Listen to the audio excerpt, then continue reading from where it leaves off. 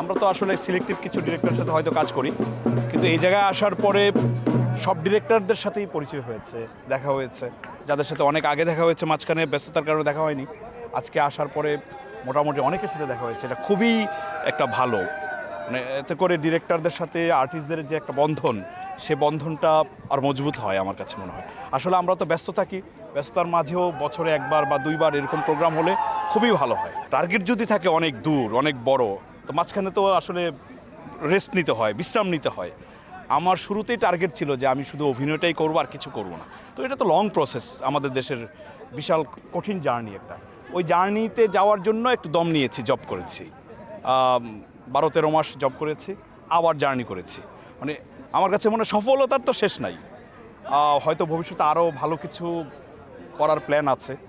But job যখন করেছি media রিলেটেডই করেছি, সারাক্ষণ অভিনয়ের প্রতি আমার মনোযোগটা ছিল, চিন্তাভাবনা ছিল। 5 থেকে 7 বছর আগেও বাংলাদেশের মানুষ ইন্ডিয়ান সিরিয়াল দেখতো, সেই জায়গা থেকে আমরা কিছু মানুষ বাংলা নাটকে ফিল্মের আমেজ নিয়ে আসছি, যে বাংলা নাটক দেখবে বাট এটা ফিল্মের আমেজ পাবে, যাতে করে আমাদের মা বোন যারা বয়স্ক মানুষ তারা যেন আবার বাংলা নাটকে ফিরে আসে।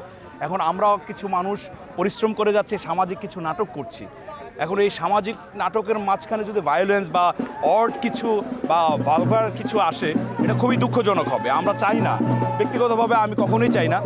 আমি চাই যে একটা নাটক করব, যে নাটকটা ফ্যামিলির সবাই মিলে দেখতে পারি। কারণ আজ থেকে যখন বিটিভি শুরু হয়েছিল প্যাকেজ নাটক, তখন কিন্তু সামাজিক নাটক হতো, পারিবারিক নাটক হতো, পরিবারের সবাই মিলে দেখতো। সো আমিও চাই বাংলা নাটকের পরিবারের সবাই মিলে যেন দেখতে পারে। ব্যস্ততা হচ্ছে, আমার গতকাল একটা নাটক রিলিজ পেয়েছে, আবিরের বাড়ি ফেরা, সেটা হচ্ছে সকাল আহমেদের পরিচালনায়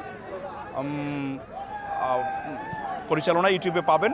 তারপরে এখন ব্যস্ততা হচ্ছে আদিবাসী মিজান ভাইয়ের কাজ করেছি, আমাদের সবচেয়ে এখন যেটা জনপ্রিয়তা পেয়েছে কালো জাদু 1 এবং 2, আমরা পার্ট 3 আসছে কালো জাদু, যেটা বাংলাদেশে মোটামুটি একটা আলোড়ন তৈরি হয়েছে কালো জাদু।